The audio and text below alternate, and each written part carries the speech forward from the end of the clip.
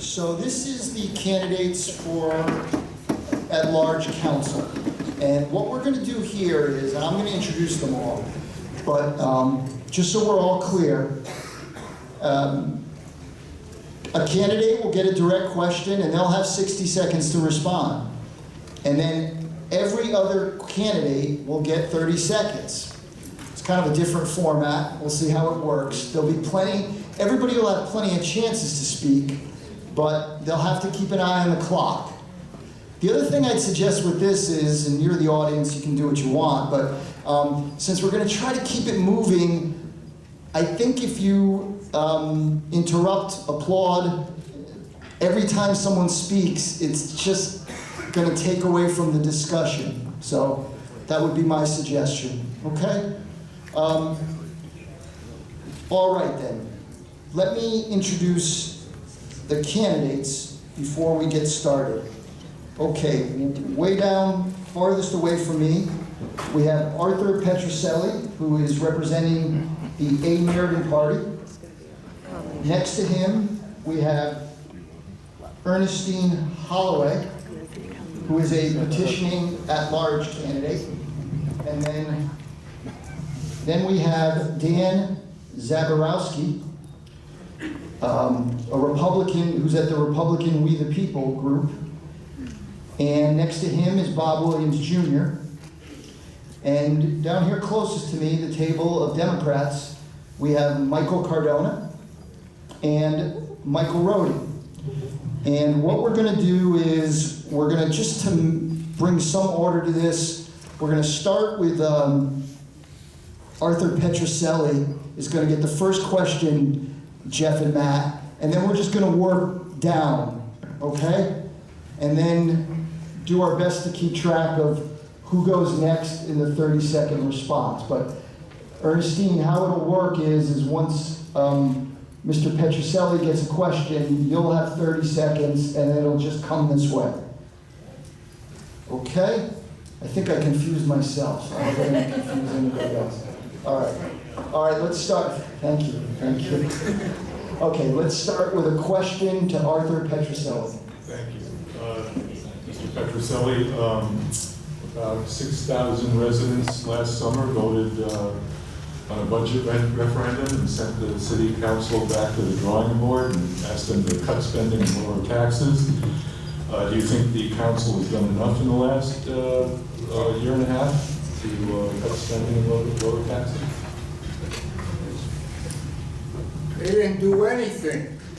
They increased it. They increased their spending. That's what they did. They pay out of the taxpayers' money almost $3 million for city employees that have retired. They just squirt the money away. And they have no concern about people paying the freight in Meriden. They come up with, the architect was Lucas, with this plan of getting rid of these people. The people that came back, they're getting the same pay. Like the Lucas, he's retired, he's getting the pay. Cassette, he ought to be ashamed of himself. He's getting 2 pays, and who's the other individual? Another one. Okay, I'm sorry, that's time. I don't think they did enough. I don't think that the city council actually heard the people. Because if they did, they would not have given back money to these people. When we got the money from Eversource, instead of paying down the debt, they just went and gave it to everybody. They gave the police back the money that we said we wanted cut. They paid for things in advance for next year. So did we win? No. Should they all go? Yes. And in regards to that also, a lot of the jobs that were put up for bid in the city of Meriden, I know of one that went up 2 pay rates. And I said, how in God's name do you people turn around and take and push people into other jobs? There's a job out there right now that a gentleman was retired, They made them a brand new job. Guess what? More money on the city tax rolls, and guess who's paying? Us. It's really sad. They have not taken the bull by the horns and got the cuts. No, it's not as easy as it sounds, believe me. I've been sitting there and I'm not gonna be critical to any great degree, but it's not easy. All I can say is there's projects we agree on, we disagree on. I think referendum is a big part of the conversation. One of the things I didn't feel we needed were the renovations of the two ball fields, football fields at Platt and Lawn. It's a multi-million-dollar project. Is it a lot? Yes. Was it necessary? No. So I mean, there's things like that that can make a difference. Can we sit there and wave a magic wand? No.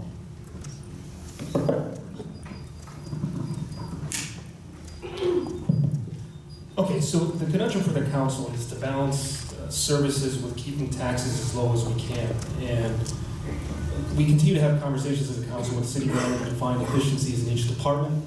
And look, I'm a taxpayer, I have a family, I have a budget, I don't want to pay any more taxes than I have to.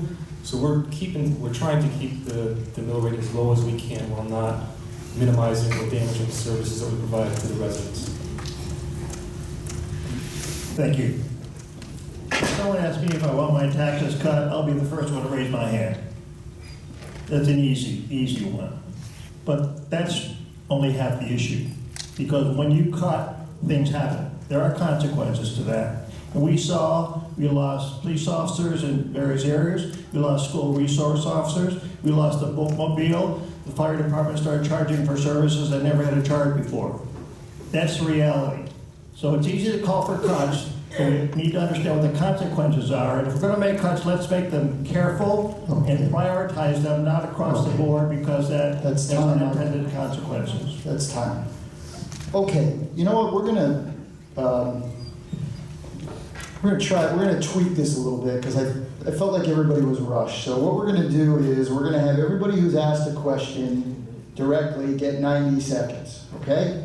And then everybody else is gonna get a minute, because I just felt like y'all were rushing through your answers. Does that sound okay to everybody? Okay, so then Ernestine Holloway, you will have 90 seconds on a direct question, and then we'll move to Dan Zaborowski. Come this way, and everybody will have a minute, okay?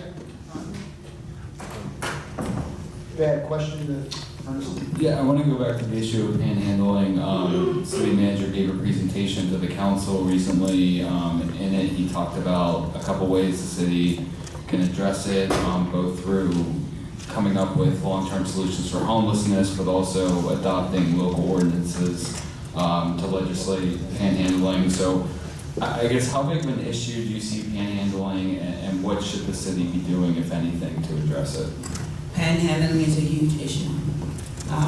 For new people coming into the city, would you want to come to a city and open your business when you see panhandlings on every corner? Absolutely not. But I also know that we need to get involved with that shelter down there also. We need to see what they're doing. We need to see why is it insufficient. We've given them money, those people live there, so let's see what we can do to tweak the problem. We can't put them out in the morning at 6 o'clock in the morning and expect them to do nothing, so they aggravate the public. Well, let's put them somewhere. Let's find programs for them. Let's get them the mental health that they need. And if it's drug addiction, Rushford pays us $1 in rent. I'm pretty sure we can send them down there. They have the staff, they're more capable of handling that. I just think that panhandling is a symptom of the problem. So until we look at it as a broad range, besides the mental health and education, do we have the jobs? And if we do get them the jobs, how are they gonna get to work? Because our transit stops at 6 o'clock.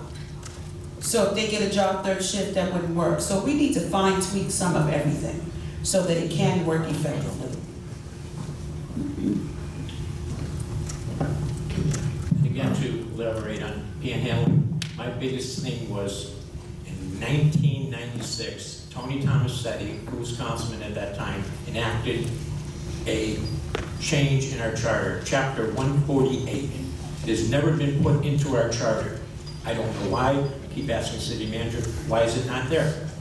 It only not only takes care of the people as a First Amendment right, but it takes care of each and one of you that's being harassed by a panhandler. Look at the other states. I mean, really, in seriousness. New Jersey, stop for a panhandler, $500 fine. Is this a way to deter? Yes, it is. But again, they have their rights as well as I have mine and everybody else. They should not be harassed. They should not be out on those roads. And our police officers should take a little more time and get a hold of these people and tell them, here, your rights are your rights, but stay on the street. And if you're in the street, we will arrest you.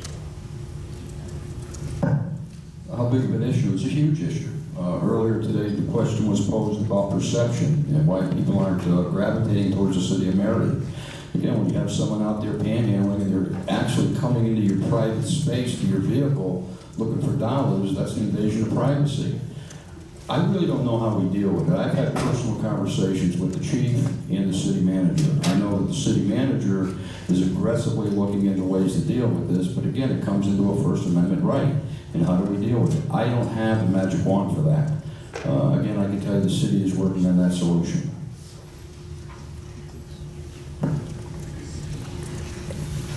Yes, panhandling is an issue in the city of Meriden, and at the last Public Safety Committee meeting, we did direct the city manager to look into creating an ordinance that would deal with panhandling from a safety perspective because of the First Amendment rights that are at issue there.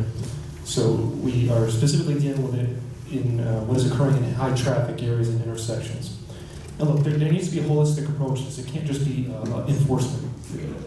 To that end, we have heard from multiple nonprofit initiatives that have reached out to these individuals to offer them wraparound services. And research shows the majority of these panhandlers have mental issues. So I think that holistic part of the equation to deal with this problem is critical. It can't just be an ordinance issue and locking them up.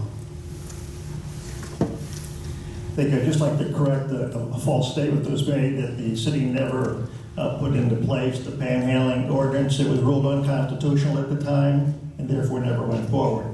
My daughter lives in San Francisco. She did live in San Francisco. Last week she moved out. She lived in a condo downtown and came downstairs and had to walk over people's sleeping bags on the sidewalk.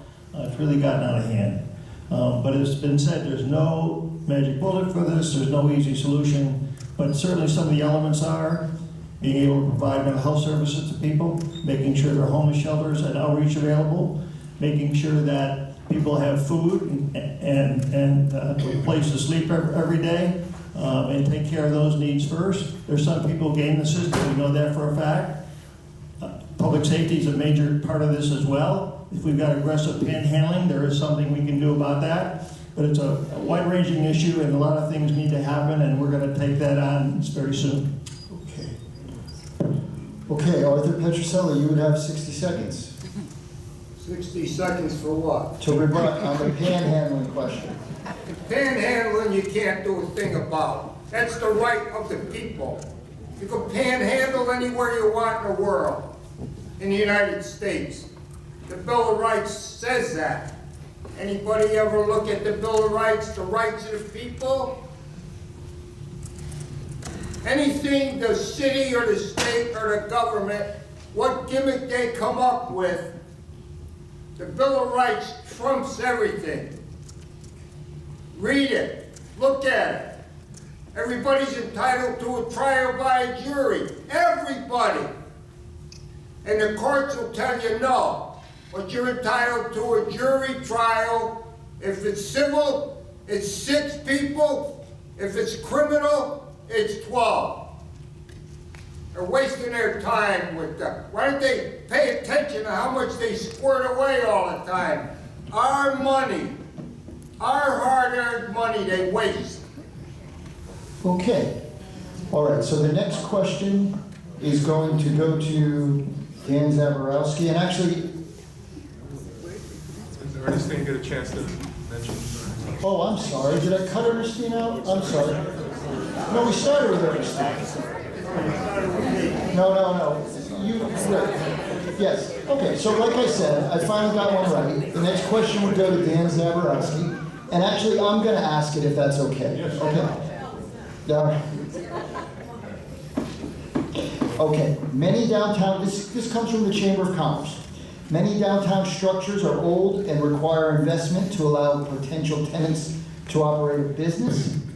Do you support an incentive fund to offset tenants to move here and stay here? As many people do not know, the east side of Meriden was given incentives, 10%. Nothing was ever addressed to the west side. And again, incentives are the greatest thing in the world. As you know, we do have low-income housing down there. Yes, some people cannot afford to participate in a restaurant that, you know, it's going to cost a few extra dollars. But the businesses that are small, we have a lot of them now. We just turned over the old Cassidy's Diner. There's an incentive right there that they can use on the west side. Got a couple other places. The old Dunkin' Donuts, give somebody an incentive to go in there. Incentives work. And if they don't work, then we're lost in Meriden. But again, if we don't get that incentive, we don't sit back and say, well, here, we're opening the door for you. Please come. And I look at just basically what is on the west side. We don't really have that much. They gave a great incentive to the Ragazzino family to open up another part of their business, and they sold it. They made some money, but it's still on our tax rolls. And this is one of the things I say as far as our buildings are concerned, keep them on the tax rolls. And hopefully, we look in the future and say, we did something right, we did something that we can offset our tax in the city of Meriden so we don't get tax increases. Thank you. Incentives are critical. I mean, you know, every town is vying for the same business as the city of Meriden is. So incentives are critical. They're critical throughout the city of Meriden, not just in the downtown area. I think as long as there's some kind of a guarantee that whatever that incentive happens to be, there's a return on investment back to the citizens in the city of Meriden, I'm all for incentives throughout the city of Meriden.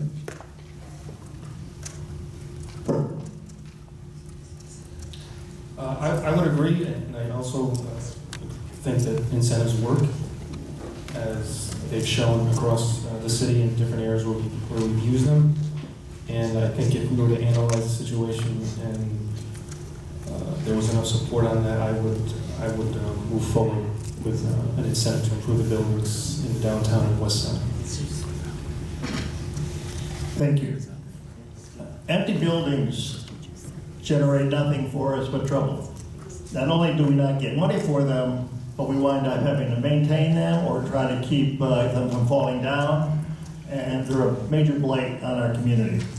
So we need to look at any avenue that's going to get us going with people taking over new old buildings. As we all know, old buildings are a problem. First of all, you don't know what you're going to run into when you take it on. There's asbestos, there's lead, there's all kinds of issues that developers have to deal with when they take that on. So we've seen around the country that incentives do work in communities. They do get investors involved because they need a helping hand, or they're not going to step up to do that. So I fully support that, and it's a combination not only of city but certainly of state funds as well. Okay, Arthur Petroselli, you have 60 seconds. What do you want now? Well, the question was on business incentives. Many downtown structures are old and require investment to allow potential tenants. Do you support an incentive fund to offset tenants to move and stay here? First of all, in Meriden, these people, they ripped down all these beautiful buildings years ago, okay? And they make it so difficult for a person that wants to come into this town to open up a business. It costs them so much money for an architect, for all kinds of things. By the time they possibly open, it probably cost them $40,000 or $50,000 just to go through all the crap that the city demands. Look at Wallingford. Look at all the businesses all the way down, from the Meriden line all the way down to the other side of Wallingford, on Route 5, I think. This town, these people, Okay, that's time. New sweet. Time. I said it earlier, incentives, okay, but do we have to give away the whole city? 80%. So that means that we only get 20% back. That's the Meriden project that where we rebuild the mills. And have anybody seen those buildings? They're really thin and they're already flooded. I think that we've taken on projects that's unnecessary. I think that we gave incentives to people to finish everything early, and it don't work. Look downtown, that beautiful green that we built, where the grass died. Oh, come on. Let her talk. Let Where her the talk. grass died, the Please. grass needs water. The water main broke. So we need to take a look at that. These are things that we need to say, well, we're spending our money on, are we spending it properly? When we did the schools, we gave them incentives, but they didn't have any grass. So who do we blame for that? City council. Okay, time. Okay, the next question will be for Bob Williams. Yes, Mr. Williams, I've gotten a few letters to the editor about this one. You are in the midst of serving a 4-year term as an area representative, and you're running at large now. So I'm just wondering what the intent and what the motivation is here. Surprised you posed that question to me. What's the intent? Well, let me back up a minute. Walt Shannon approached me at the 12th hour and asked me to run. And quite frankly, we didn't have anybody else that had an interest. So regardless of what people do believe or don't believe, it's their opinion. So a big part of what I'm doing is a personal favor to Walt. The intent is to do what I've done historically, is to listen to the people, react to their needs, and just be as upfront as I can with anything I do and I say. I get calls from representatives, or citizens and businesses throughout the city of Meriden. So when I first got on the council, an interesting point with one of the senior councilors, I got a call from someone outside Area 4, and I asked this individual, I said, what should I do? And he said, wait a minute, they called you. He said, so you do what you gotta do. My thought, do I give it to someone else in a particular area? So all I can tell you is I'm doing what I don't think, certainly there's nothing wrong with what I'm doing. Other people may have a difference of opinion. But I've talked to a lot of people around me, a lot of people I respect.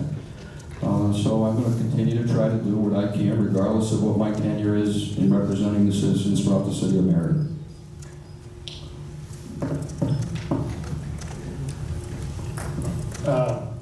Well, it's legal. It's so I have no legal contentions with what Councilor Williams is doing, and I'll just let the voters decide whether his reasons are for running are something they want to get behind. Thank you. We the people don't own that seat. Sounds like there's a seat and they're going to pass it on to their friend. That's not how democracy works. It works maybe in some other country, but each seat is up for grabs, whoever wants to run for it. So that'd be number one. Number two, this is an election where voters decide. And it's not a selection where someone handpicks someone to sit in that seat. So that's the problem I have with it. It's legal, never been done before like this. There's never in the history of Meriden had a sitting city council person run for a seat that they already had and then could give it to someone else. So those are my issues with it. Whatever happens, happens. The voters will decide. Okay, Arthur Petroselli. I'm not going to comment about two positions. Do I have to? No. Okay. A lot of money goes, Okay, you can use your time though. He can use his 60 seconds. Go ahead. a lot of this money goes, you taxpayers. The teachers, they get $75,000 benefits and a pension, and they put in 180 days, okay? And they have probably 63 secretaries over in the Board of Ed. Nobody's watching the bankroll here. Nobody, except a few people. They're robbing us blind. They're raping us. But it's been that way in Meriden for 40 years. The Democrats, they're nothing but a bunch of crooks. Look at this cesspool in Hartford. Okay, that's time.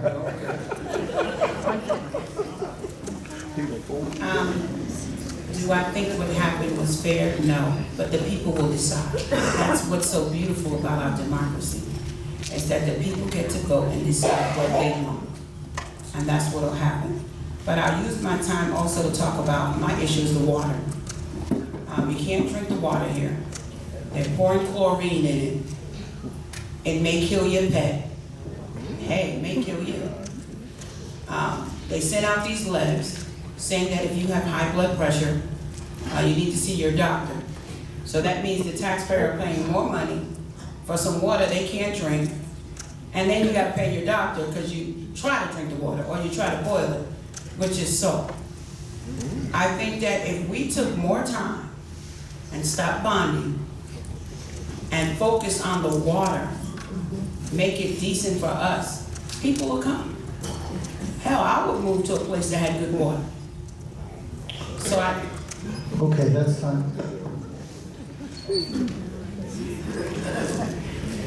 All right, Dan, you have 60 seconds. Again, I was endorsed by the Republican Party as well, the People Party, so I'm not going to get into it, but I just wanted to elaborate on something so all you people can hear this one, because I couldn't get this one before. The daily fine. These people may be millionaires. We could care less about our $100 a day fine or whatever it is. What would be the next step in that for the city to fix that issue? Can you take it from them? Would you want to take it from them? You know? I've joked with people about this thing. You bring the biggest bulldozer you can, you set it up outside that building, and you put the timer on. Okay? And you tell people if this thing isn't squared away in this amount of time, that bulldozer is going to start up and go right through that to the green. Now, this is called economic development. Guess what? It isn't. Those buildings can be refurbished. I've yet to see how many people come to the POCD meetings and state on there like I have, let's refurbish these buildings or retrofit them. Okay. All right, so the next question is going to go to Michael Cardone, who will have 90 seconds to respond, and then everybody else will have 60 seconds to respond. It's been almost 2 years since the city council decided to fire Guy Scaife, former city manager, before his contract expired. Knowing everything you know now, in hindsight, was it a mistake, or did the council make any mistakes in firing Scaife, and how much of a black cloud has Scaife's firing and subsequent lawsuit been over the city? Look, I think, unfortunately, many unsubstantiated claims have been made on this topic, and unfortunately, we're not allowed to comment on them, as this is a matter of pending litigation. So there's not much else I can say about it. Any litigation can't comment. Okay. It's true. Arthur Petroselli? Okay, let him go. Did you want to comment, Arthur? Yeah, I'm thinking. Okay. Point is, Scaife was a pretty good guy. Okay? Nobody sees the TV anymore. Channel 14, they don't have the council meetings on. Coon, he grabs $3,300 a week. And I tell him all the time. And he doesn't do a thing about it. Just like Rhodey years ago. He had the TV shut off for 2 years. Nobody saw the council meetings. We're paying for this stuff. Not Coon. He gets big money. He doesn't want it on TV.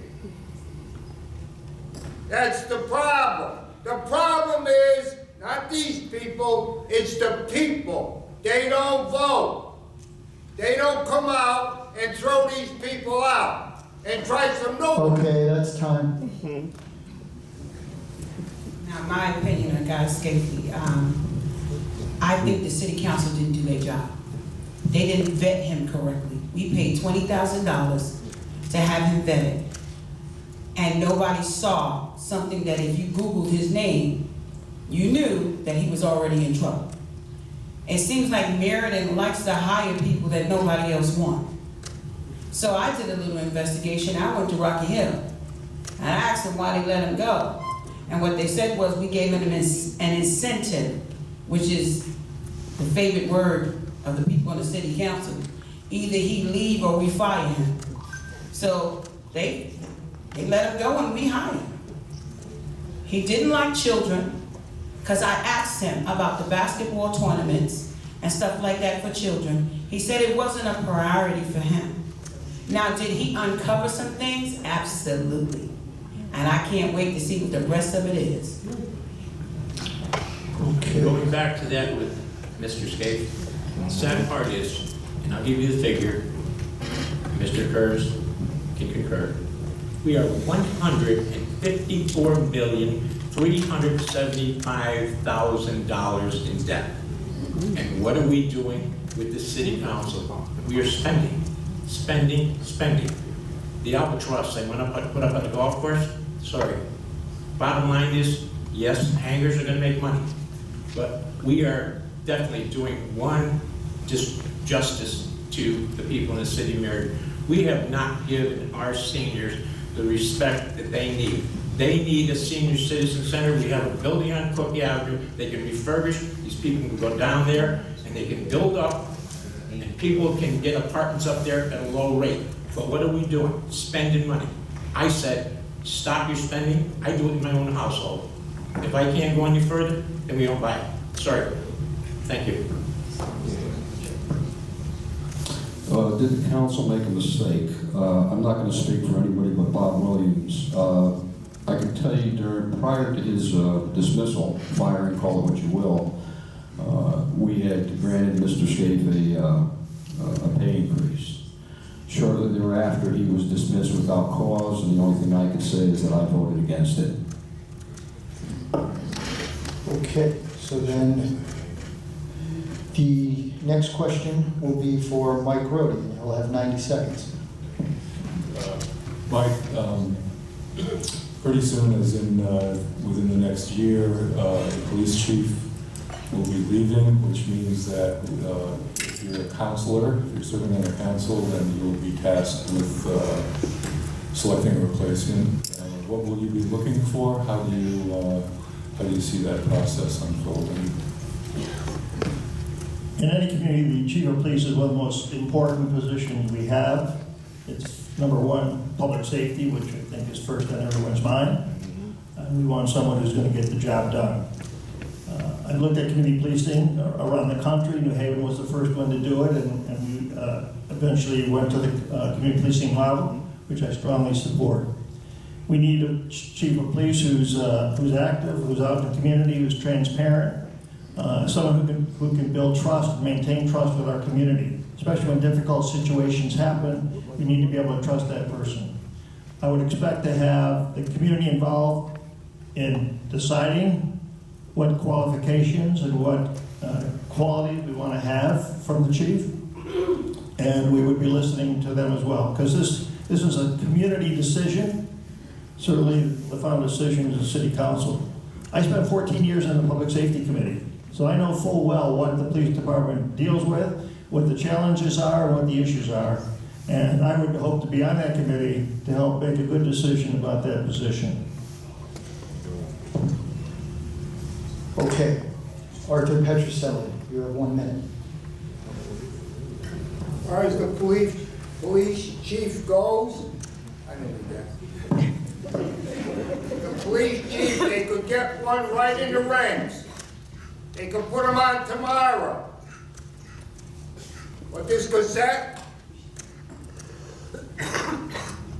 Coon's buddy is cassette. Cassette's grabbing a pay, and he's grabbing a pension. Lupkus, he's grabbing a pay, and he's grabbing a pension. And there's quite a few others. Lupkus was the architect of this plan. They should have let all their people go, hire these new people at half the rate. You can't imagine what they get paid in the city of Meriden for doing not much of anything. Okay, time, sorry. I think that it should be someone that's active, transparent, and I also think that we should hire in the ranks.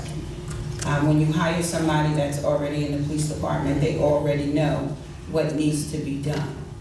That's why I can't understand that they didn't know that he was gonna retire and needed a replacement. But if you had done your homework and hired him from within, we wouldn't be where we are now. But I also wanna say this, when electing a new police chief, and you got old politicians that's been here forever, saying the same thing over and over and over again, this is what we should do, they haven't done. So you just need some new blood in, so we could get a fresh new set of eyes. So when we do hire somebody, it'll be a different perspective, because the old perspective just don't work. So if you got the same people doing the same thing, that's called insanity. And that's why we in the middle of the mess that we in now. Again, as far as the police chief is concerned, he should be a resident of the city of Meriden. They forced the chief of the fire department to buy a house in Meriden, as they did Guy Skate when he came in here. Part of this whole objective is to get someone that's going to sit here when we go to meetings, be able to tell us the same thing, and maybe his house will get broken too, we'll get a little more police out in the streets. But it's a sad thing that you only forced one person, actually two, past manager and the fire chief. This person should be part of the solution, not the problem. When they're out of the city, guess what? And also our deputy chief lives out of Meriden. So again, a lot of guys that leave Meriden, they go into service, they get a job, it's either Army, Police, Air Force, or whatever. They come back here, they're not given a priority. And these are the people that could step up in the ranks and be a betterment to the city of Meriden. Yeah, there were two parts to that question. One is the process. I was involved in the interview process for the fire chief, and I can tell you they had a very good blend of people throughout the community. We had community leaders, we had a few counselors, and we had citizens. So I think we've got a very good process in place. And we've made a very good selection with Chief Morgan. What do we want to see? Listen, I think we just need somebody that's more visible, that's out there in the public. Maybe part of what needs to happen with our command staff of the police department is maybe they do quarterly meetings with the public. Maybe it's a forum like this or at the library, and it's the command staff that's there, and it's respectable Q&A answers and questions from the public. I think that would probably be an idea that we'd all embrace. In terms of the process for selecting the next chief, I will be presenting a resolution to the council for a community-based search committee similar to the one that we had with the city manager. In terms of the qualities, I think you're going to need to find someone with extensive experience, and I'd like to see a person that embraces diversity, both cultural and economic. I don't want to see someone that sees that as an annoyance or something that they just have to deal with. I want someone who's going to stand up for police officers, given all the negative publicity that they deal with, when they are in the right, and they will not hesitate to hold them accountable when they are working outside of policy or the law. Obviously, characteristics such as honesty, integrity, and humility are critical, and as everybody said, transparency, someone that's forward-thinking and open-minded. Okay. All right, we said we would wrap this up at 8:30, which is in about 10 minutes. So I don't think I'm going to have time to go down and get through a round of questions. So what I was thinking we could do, if the candidates are okay with that, we could do closing statements. And we'll give you guys 2 minutes each in a closing statement. Does that sound okay? No. What? No. Okay, well, how would you like to do it? Just finish it the way you're supposed to. No, well, no, we're only going till 8:30, so I said I would go through one round of questions. It's another half an hour. Well, no, it's not, it's 8:20. So what? Okay, well, I'm just saying, so we're gonna start with Arthur Petroselli, and you will have a grand total of 2 minutes. You people, a lot of you people should come to the meetings, the council meetings. The first Monday and the third Monday of every month. They start at 6:30. Come up there and open your mouth. But I believe the people on the planet, the majority of them, they don't want to get involved. They let some people, like myself and a few others, open our big mouths. A lot of you people laugh at me. But let me tell you something. I know what I'm talking about. I don't cheat people, and I don't lie to people. But most of these people that run for office, they're only in it to benefit themselves and their friends. They couldn't care less about the taxpayers.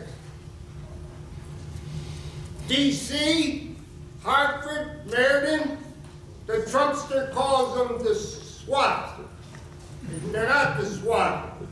They're the cesspool. The cesspools of the world. And the people spoke when Trump got elected. And boy, were people, they didn't believe it. And he's going to get elected again. And maybe you people will vote a lot of these people out. Maybe you won't. This town has been Democratic for over 40 years. And all these pensions that they gave people all over the country, they could reopen all these contracts 40 years ago and renegotiate them. It's our money that they're getting. Okay, that's time. Ernestine Holloway. I'm gonna say this, I agree with Art. I agree that we need to renegotiate. I believe that the people of Meriden need to come together and open that charter. I think we need to redo it. I also think that we need to get rid of career politicians. They've been here so long, doing the same thing, expecting different results. I think that we need to hold Meriden Housing Authority accountable, find out what they're doing with the money that we give them, and if they're using city services, they should pay for it. I have a problem when we charge the Humane Society so much money, and we charge Rushford only $1. I think that it needs to be even. No one is better than the other. They both offer a service. I think we need to go back to the library and tell them, no, you don't deserve all that money. I also think that the taxpayers play a part in this. I think that if you paid attention and stopped voting party and vote character, you would have some good people. And if they're in office for 6 years and they're not doing good, why you keep putting them back in there? That's what I don't understand. You know, they said, what are we gonna get if you're a mayor? You're gonna get the truth. I'm gonna tell you what you don't wanna hear, I'm gonna tell you what you wanna hear, and I'm gonna tell you the blatant truth. I'm not in a bed with anybody. What I wanna do is better the city so our children can have a better city when we're gone. Because if we keep going the rate that we're going now, our children are gonna live in tents because they won't be able to afford anything. So what I'm saying is vote for change, and I am about change. My challenge, and I just sit back and shake my head because I'm gonna go with it. But again, I'd like to thank everybody for coming out tonight. You can see basically why we need you to come to council meetings, because they'd all be wearing the pen garments. Just you make them, whatever. But thank you to the Record Journal, and again, putting this on, putting this in, out here so we can go there. And I'd like to thank the voters that will vote for me in advance, because again, I'm gonna make some noise up there. And the noise is, I am a taxpayer as well as each and everybody else here in this room. But the biggest person that I really want to fight for is our businesses, because we can't keep putting taxes on our businesses, because they're gonna leave. There's no ifs, ands, or buts. And again, as far as our seniors, we need to take care of them. These are our forefathers of our city. These are the people that made Meriden. They don't get kids in school anymore, but again, education is very important. Education as well as public safety. Public safety is one of the things that we definitely have to take care of in the city of Meriden and educate our kids even through the schools. But one of the things I want to touch on is our attendance in regards to our counselors. A lot of counselors don't show up for meetings. There's votes there that they possibly could have swayed a vote or whatever. Some are committee meetings. Look at them, go on site, on demand in the city of Meriden. You will see how many committees have held meetings and how many have not shown up or canceled. That's a sad state of affair. That's one of the reasons why I go to the Public Safety Committee. I'm able to speak my piece, and everybody else that has a problem with anything due to public safety, the chief of police is there, the fire chief is there, Hunters is there, and emergency responder, she's there. And these people will answer your questions. And this is one of the things, we have transparency with them. Thank you. And again, thank you folks for coming out. You certainly could be home enjoying yourself and watching this on TV in the next few days. But thank you. I'm honored to have served respectfully over the last 9 years. It's just been a great experience. I've met a lot of great people from all walks of life. I have a lot of friends on the other side of the aisle. I call friends as far as the Democrats, Republicans. It's got to be a we thing, and that's why we the people attracted me, because we have folks from all walks of life as part of a party who are both active and inactive, and that's what I think it should all be about. The biggest thing I'd like to reiterate or hopefully enforce, again, I've been very unsuccessful in doing a referendum. And when I talk about that, I'm going to refer to the schools. You know, it's the biggest expenditure in the city's history, $220 million. I felt that should have went out to the public for referendum. You people should have decided how we spent that block of money. Again, the biggest expenditure in the city's history. There's some controversy about the library right now. Again, why can't that go out and you folks decide on those big ticket items? That's what you're here for, and I think that's when you should have a bigger voice. People say we have meetings, you have a chance to voice your opinion, yes and no. But I feel that's critical, and that's when you should have a voice on, again, the big ticket items. I've worked honestly. What you see is what you get. There's no fluff, there's no BS. I would honor your vote, and I hope you vote for we the people come this election. Thank you, ladies and gentlemen. I want to thank you all for coming to this forum today. I also want to thank the Record Journal for putting this forum together, and for the Board of Education for allowing us to use this building. It's been an honor to serve the residents of Meriden for the past 4 years as a city councilor, deputy mayor, and the chair of public safety for the past 2 years. Prior to this, I proudly served in the Meriden Board of Education. I'm a Meriden native who decided to raise my family with my wife Liz in this same great city.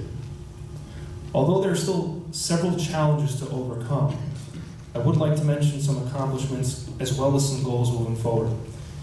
In terms of accomplishments, I believe the East Main Street Tax Initiative Plan has spurred businesses such as J.D. Ryder, F.W. Webb, Dino, and Huxley's restaurants.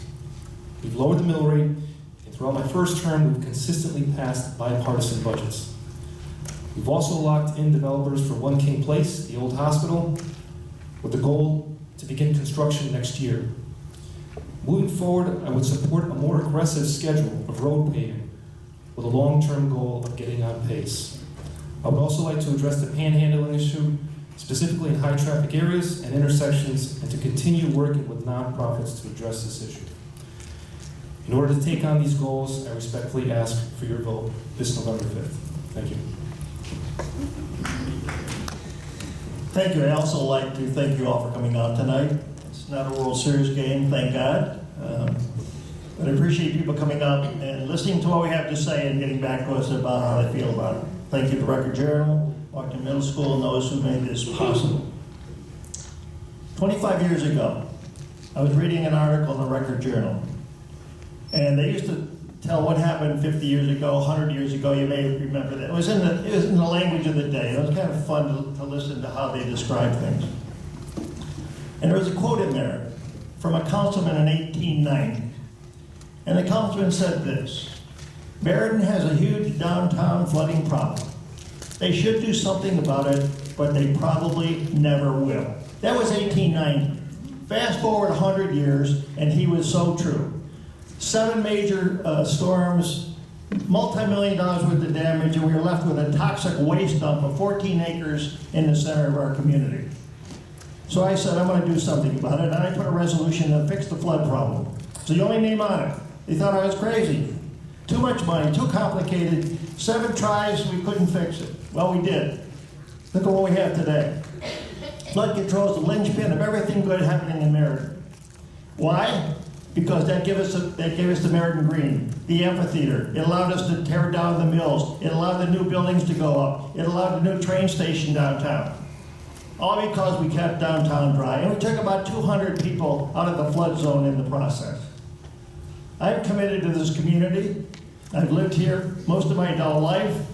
I've been in politics for many of those years, and I've tried to make this place a better place to live and to grow our family. My dad said to me as a youth, try to make a place better than you found it. And I've really tried to do that all these years, and I hope you give me your vote, and I'll continue to do so. Thank you. Okay. Very good. Okay. So that concludes the forum. I want to thank all the candidates who participated. Matt Zabrick and Jeff Kurz for asking the questions, the Board of Education for the building, you all for coming. Thank you. Good night.